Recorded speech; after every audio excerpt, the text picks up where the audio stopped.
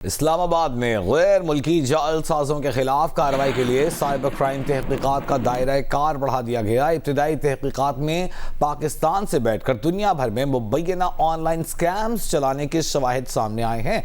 इसी पर बात करेंगे, हमारे साथ मौजूद है नुमाइंदे खुसूसी जियो न्यूज़ मरियम नवाज। मरियम, ये दूसरा वाकया पेश आया है या यह एक ही वाकया है जिसमें पहले कुछ गैर मुल्कियों को गिरफ्तार किया गया, सब जेल उस बिल्डिंग को करार दिया गया, इतनी बड़ी तादाद थी, फिर जो पाकिस्तानी सपोर्ट उन्हें हासिल थी उनकी तलाश शुरू हुई, ये वही वाकया है या दूसरा वाकया है? कितने ऐसे वाकयात रिपोर्ट हुए हैं?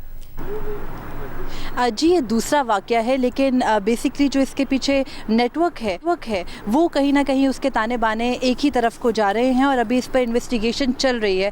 पहले इस्लामाबाद की निजी हाउसिंग सोसाइटी में कई मंजिला जो है वो इमारत के ऊपर रेड किया गया, जिसके अंदर 350 के करीब जो है वो अफराद थे जिनको हिरासत में लिया गया। उनमें कई ममालिक से ताल्लुक़ रखने वाले लोग थे। फिर गुज़िश्ता रोज़ इस्लामाबाद के सेक्टर I-10 में रेड किया गया। NCCIA, FIA और इस्लामाबाद पुलिस की मुश्तरका कार्रवाई है ये, जिसके ज़रिए दोबारा 276 अफराद जो हैं वो उनको गिरफ़्तार किया गया। उनमें मुख्तलिफ IT कंपनीज़ के नाम पर रजिस्टर्ड अफराद हैं, कॉल सेंटर्स के नाम पर रजिस्टर्ड हैं और वो लोगों के साथ मुख्तलिफ किस्म के स्कैम्स में इन्वॉल्व हैं। और इनके जो मामला है इस पर अब जो तहकीकात का दायरा है वो वसी किया गया है और इसी में जो मुख्तलिफ गैर मुल्की हैं उनके बयानात भी सामने आए हैं। जो ये बताते हैं कि किस तरह से वो पाकिस्तान आए। आपको यहाँ रोकेंगे, इससे पहले भी बड़ी तादाद में गैर मुल्की पकड़े गए, दोबारा 276 अफराद पकड़े गए हैं, इन सबको डिपोर्ट कर दिया जाएगा। लेकिन ऐसा नहीं हो सकता कि लोकल सपोर्ट के बगैर यहाँ ये काम किया जा रहा हो।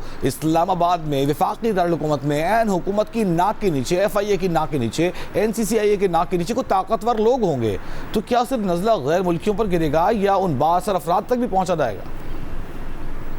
देखिए वजह बाकायदा तौर पर जो पाकिस्तान के अंदर इनको ऑपरेट कर रहे हैं, सहूलत कारी कर रहे हैं, उसके अंदर ये ज़राए दावा कर रहे हैं कि बड़े नाम आ सकते हैं सामने और इस पर इन्वेस्टिगेशन का दायरा इसीलिए वसी किया गया है। मुख्तलिफ इदारों से डेटा लिया जा रहा है, कैसे कंपनीज रजिस्टर हुई।